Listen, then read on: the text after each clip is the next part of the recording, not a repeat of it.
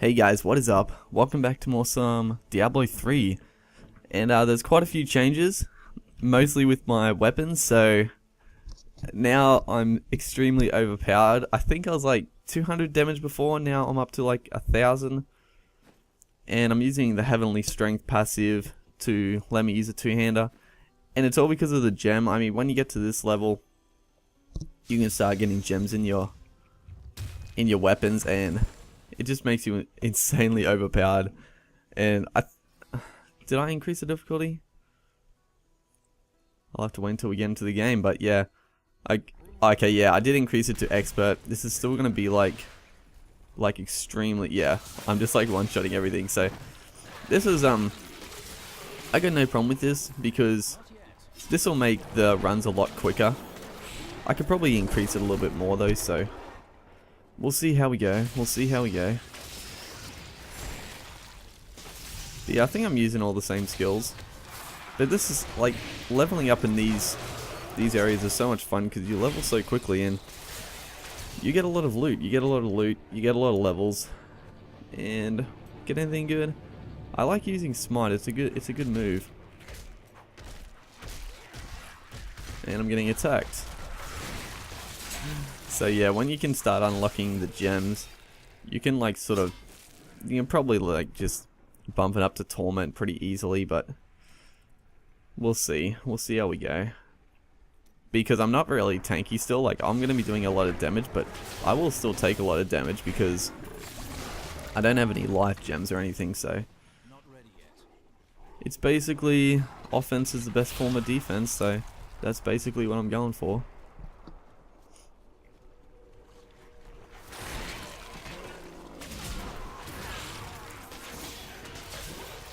But yeah, yeah, Steed Charges. Have I got the passive for that? Or the rune for that yet? I'm not really too sure, but the Steed Charge is an okay ability. It's pretty average, to be honest. Like, it's not a really good mobility because it's got a pretty long cooldown. I'm not really sure what the other runes are. I'm sure there's a rune that makes the cooldown lower or it lasts longer, so I'm sure it can be better. But hopefully we get some better gear. And in the last episode, did we actually? Yeah, we did get a legendary. We got a legendary belt, and of course I went the wrong way. But yeah, we got a legendary belt, and it's pretty good. It's a pretty cool unique ability on it, where if you pick up, well, the amount of gold you pick up determines how much armor you get. So I just picked up 26 gold, so that's plus 26 armor. I mean, that'd be pretty good on like when you're high level and into like the high difficulties, because you pick up like thousands of gold sometimes in a bunch, so you get a fair bit of armor for that. It's probably not the best item for a softcore character, but hardcore would be pretty nice, I'd imagine. And I mean, I'm just totally tearing this up.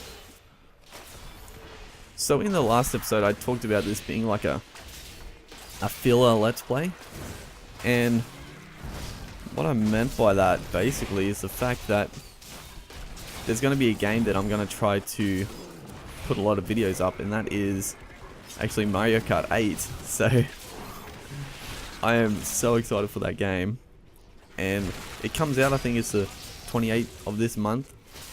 And yeah, I can't wait to play that, and it's going to be something that I upload a lot of videos on. So this is just saying to, like I said, fill in the gaps, because I still enjoy just uploading videos and either commentaries or not commentaries, but I thought it'd be a little bit boring if I just play the game without commentary.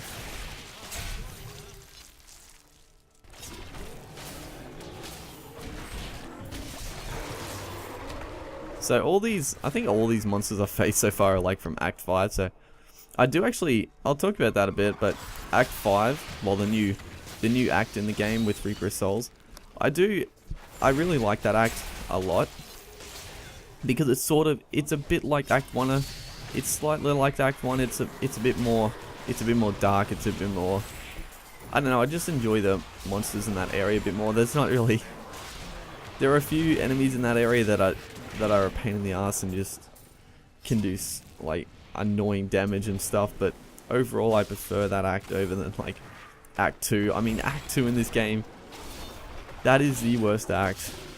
It's just, it seems so long. It seems so long, and there's so many terrible enemies in that act. But Act 5, I'm really, like, I was a little worried because, I mean, if there's a new expansion with one new act, and if you don't like that act, then I guess you're sort of shit out of luck because that's all you get. There isn't too much more to the expansion, although the expansion does change the game pretty drastically, but the new act is what makes it. And on the new act, it always, like, a good act, and well, that's the end of the game. Act 5 is the end of the game at the moment, so it needs a good endgame boss as we level up again. But it needs a good endgame boss, and like Diablo, he was okay. What do we get? Just a lot of passive. Well, we get a lot of runes. But yeah, Diablo, he was an okay boss, but man, Mathael? I don't know how to say that, but the endgame boss for Act 5, he is extremely good, and the music in that zone, well, in Act 5 in general, is some of the best music in the game in my opinion, so it's very good. And it's not like the boss. Actually, yeah, let's change this up. And I'm not even using Consecration. I did have Consecration. That was going to be like my healing thing, because I thought I'd still take a lot of damage, but you need to be standing in one area to have effects. So Provoke is definitely more valuable. It's actually a really good skill, Provoke, because it's sort of like, it like instantly recharges your Wrath. So it's sort of a must-have at the moment anyway, with such little Wrath regeneration to start with. But yeah, Mathael is like, he's not a cheap boss. Like, all of his attacks can be, I'm pretty sure all of his attacks can be avoided, but he's also extremely difficult. Like, on the higher difficulties, like even on my main character, my Demon Hunter, on the high difficulties, he can, I still come very close to dying occasionally, because when he gets into like his final phase, sort of, when he gets pretty low on health, he starts unleashing all his attacks, and they're pretty difficult to avoid, to be honest. And he's extremely quick. But that's why I like it. It's actually a challenge, but not a cheap challenge. So man, we are flying through this rift. So this is, I didn't want to make it too easy. I put it up to expert, but I do enjoy that this is going so quickly. I mean, the last episode I think was like 20 minutes, and I'm not too worried by that, but I'd prefer them to be a little shorter. And this one, I don't know how long we've been going for, but it's probably like, I'd say it'd be about 10 minutes this episode, which is nice.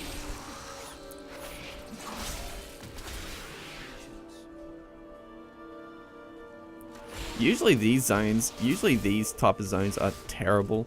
Like, this is usually one of the zones that is just like so scarce of mobs, and but this one's actually not too bad, which is surprising. And this elite might actually get us to 100%. Not quite. It's always funny how that like last couple of percent seems to take forever. I don't really know how it works, the percentage adding up, because sometimes it flies up, and then other times you feel like you've killed like a heap of monsters, and it doesn't even increase. So here we go. Who are we versing? Oh, we're versing Skeleton King. And this is what I like about the rifts. You actually get a real boss. It's not like a elite monster. It's a real game boss, which is cool. And they do the same abilities, which is a bit of fun, to be honest. But we are destroying him. Hopefully we get something good. Get a legendary? Nope. We got some blood shards. And blood shards are actually, you can gamble on things to get a specific item. But I'll go into more detail probably when I actually start gambling on a character. But and we go another level, so that's 3 levels. I mean, you get so fast experience in these rifts. It's easily the funnest way to level up. But yeah, that's it for this episode, and that was like 10 minutes, so that's good stuff. In the next episode, we will do more risks, I guess. So thanks for watching, and I'll see you next time.